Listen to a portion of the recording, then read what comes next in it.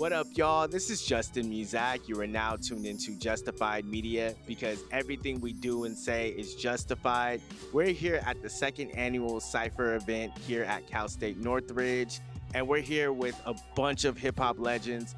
Let's see who we can interview and have some great conversations with. So we're here with the great Dee-1. How you doing today, man? I'm doing wonderful, bro. Man, it's awesome. I've been seeing a lot of the stuff on social media, but how has it been speaking in front of CSUN today? Well, I've been doing this for a long time, speaking in front of students, whether it's elementary, middle school, high school students. I used to be a teacher, so I started out speaking in front of students. So now, for me to be invited to spaces all around the country to speak to students, it just feels like I'm fulfilling part of my life's purpose when I get in front of these crowds, because I know that I've been blessed to go through things that they are either going through now or they will go through it in the future. So it's my job to just empty my cup every time and pour into them. Yeah, no doubt about it. I mean, you being an MC, you said you were a teacher, you're an activist, you're very, upfront in social media. How do you decipher how to basically communicate your message when it's on your heart? Because like sometimes, does it feel like, all right, maybe I should leave it for the music, or maybe I should get on Instagram and say what I need to say? Social media just gives us an additional outlet to be able to put our message out there. So your music is one thing. Some people are gonna listen to the music, but some people only follow you on social media. Right. So if you got the same message in your music as in your message on social media, you can reach multiple groups of people by putting it out in the music and on your platform. So that's why I do that. So the stuff that you hear me speak about on my platform, when you go and you stream my music, you're gonna be like, wow, he be talking that same talk, Right. So everything matches. So it all matches, bro. And I'm thankful that media, like what y'all are doing, gives us additional outlets. That's why I love doing interviews, because there's people watching this who might not even know who Dee-1 is. Although I got a big audience and a big fan base, people will be watching y'all platform who don't know who I am. So the goal is to always speak as if this is your last time on the microphone. No, it's very important. And one thing that I've noticed, especially of recent days, is you're talking about the reconstruction of hip hop. Mm-hmm. And you've been on record talking about gangster rappers basically taking away their legacy OG status and also taking the toxicity out of hip hop. Mm-hmm. How do you suggest that actually happens? Because, so much of hip hop is based off of lack of resources, mm-hmm. Coming from impoverished areas and things of that nature. Yeah, I think that people in hip hop need to humble themselves, and instead of saying, I'm a legend, I'm an OG, like, let's examine what you're a legend of. Like, you're a legend at putting what out there? If all you putting out there is negative, toxic energy in your music, it doesn't matter if it's gotten popular. It's like, you're a legend at holding our community down. You're a legend at poisoning your own people. You wanna be applauded for that? Like, if anything, it seems like it should humble some people to say, whoa, God has still given me life. So with the life that I do have left, let me try to make amends for and do better than what I did in the past. But we have an industry that has rewarded people so much for putting so much negative toxicity out there that they feel like the last thing I'm trying to do is change, because I'm known as a legend. I'm known as a big dog. I'm famous. I'm rich off of ratchetness. You know what I'm saying? Yeah, exactly. Like what? So people think that I'm a hater when I say stuff like this. Bro, I'm not hating on y'all, bro. You know how good of a position I'm in life? You might not know, but it's like, bro, I'm in a great position in life. Right. What am I hating on any of y'all for? You know what I'm saying? Right. Also, I have been blessed with such a large fan base currently that even if it never grew any bigger, I still have so much work to do to be a good steward of the platform I currently have. I'm not worried about y'all so I could quote unquote come up. I'm simply doing what I know is right in my heart and according to the God that I serve. Yeah. Which y'all claim that's the God that y'all serve too. So if it is, then what's up? Somebody reading the text wrong. Yeah.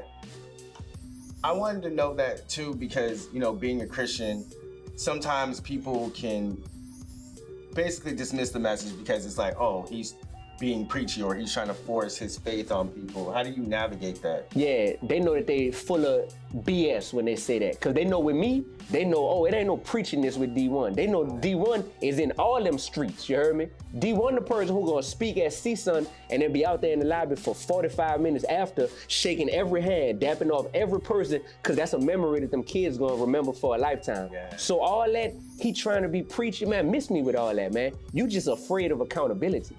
That's what that is. I know that that's what it is. People who are afraid of accountability gonna say, wait, what? Oh, he Christian? Oh, bet we just gonna say he trying to force his religion on nobody. Yeah. I can't force it on you. You gotta make that decision. That's between you and God. Amen. So don't hit me with the you trying to force your religion on. You have to make that decision if you gonna come to God on your own. Me, I'm simply sitting here being like, I'm proud of the God that I serve, but for you to not want to hear anything that's being said, it's because my spirit is irritating your demons. Yeah. And that's what you're afraid to admit. Right. My spirit is irritating your demons, so you got the same things. He a hater, he a clout chaser, he trying to force his religion on me. Man, that's the only three. Come on, man, you need something better than that. You can't say he can't rap, because he could definitely rap. You can't say he ain't got no fans, because the numbers don't lie. You heard me? So now what? So it just make people like, I gotta call him something. Man, stop. Man, just call me a brother that's serving God more than he's serving this industry. That's serving the world. There's been so much discourse this year, 2024, comedians beefing, rappers beefing, just a lot of negativity. What do you think is in the air that's causing all of it?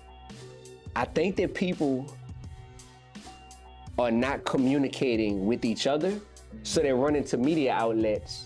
Got it, yep. To air their grievances that they have with other people. Yeah. You know? I believe that. So that's why a negative interview that Cat Williams does where he's calling out a bunch of other comedians, that's why it goes viral. It becomes the most watched interview in history, you know? Yeah. You have people, big three, Cole, Kendrick, and Drake. Instead of them saying, yo, we might have some issues with each other, let's get on a call or something like that. It's like, nah, let me go on a record and call you out. Or let me go on the record and say this about you. It's just people who don't want to communicate with one another. They want to communicate in a way that's putting on a show for everyone. Yeah, exactly. So I want to make it clear when I say this, that I would love to have personal conversations with a lot of these people in hip hop who you might hear me call out or who you might hear me say, we can do better.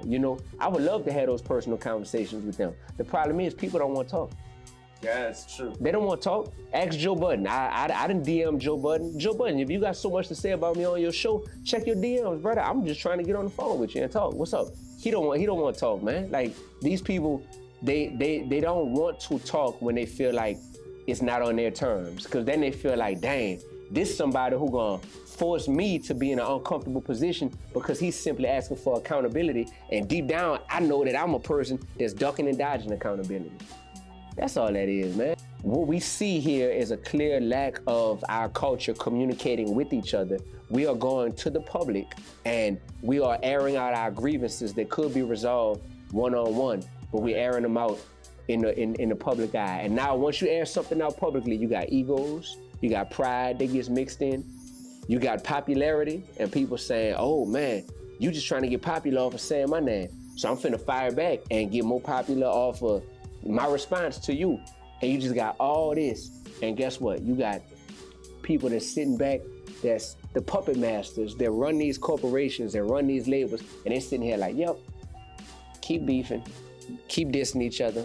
Yep, all this, yep, that's what we want. Because guess what? Them streaming numbers just going up and up. Them YouTube numbers just going up and up. And y'all getting a fraction. Y'all getting crumbs from the revenue. But we getting the lion's share. So we love to see this.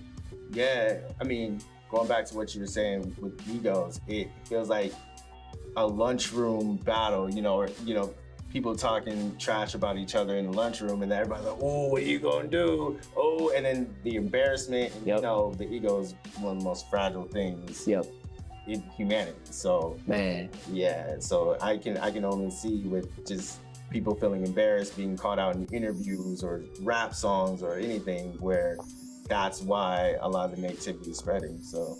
Yeah. That's just somebody I was 20 years ago when I first started making music. I'm not even that person anymore, but it's my ego that keeps me driven to say, well, I gotta continue to act like I'm still that person, because if I try to evolve, my fans might not take that trip with me, you know? Right. And I'm trying to figure out how to coexist with people's egos, because I don't know if it's my job to pacify their egos. No, it's true. This leads me to like one of my final questions. Do you think pride is the ultimate demise, especially for somebody in the industry or just in general?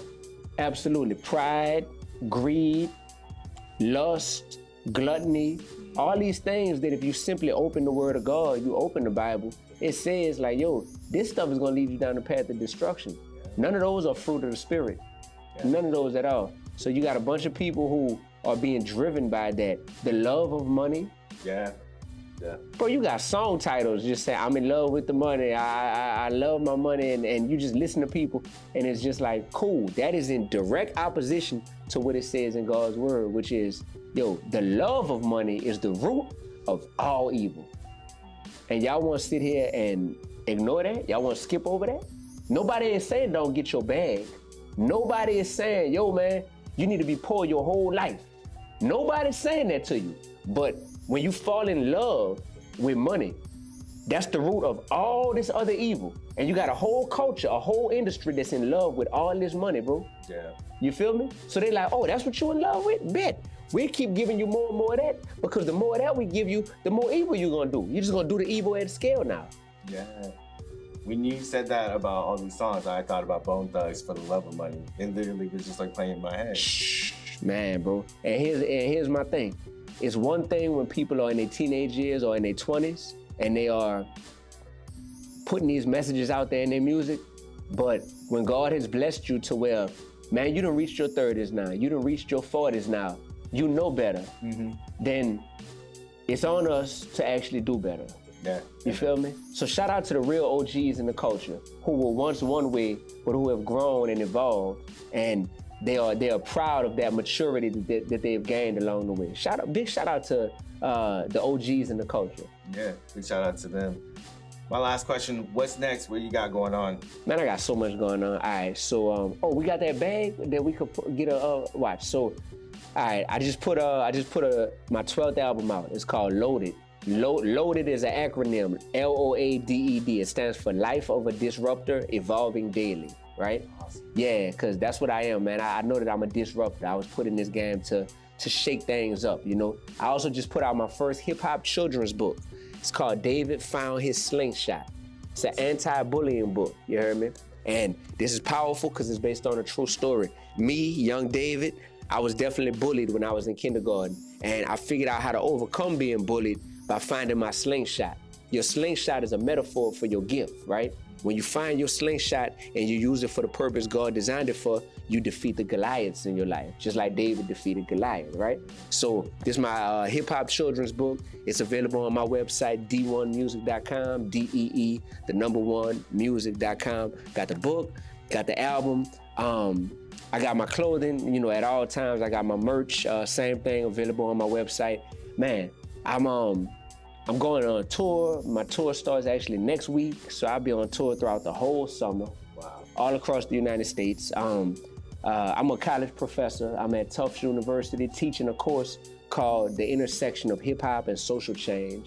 So I gotta go grade some final exams when I leave here. Busy man. I gotta do that. But the music, I would say the music is what I'm most hype about, because some people know me from social media, but a lot of people, they know me from like, oh no, that's just one of my favorite rappers. You know what I mean? Like that's who that is. So the music, in the past year, I've put 3 albums out. Uno, From the Hood to Harvard, and now Loaded. You heard me? So I'm gonna keep that stuff coming, man. And the music is gonna live longer than anything else that I do, because music is timeless and music is infinite, you know? So even after I'm no longer here in the physical, you could press play and be like, but he left us with some stuff, you feel me? Yeah, that's a beautiful thing. And we appreciate your time and actually speaking here at CSUN. So till next time, we for sure support you, man. Thank you. That means a lot to me, bro. And it really does. Appreciate you.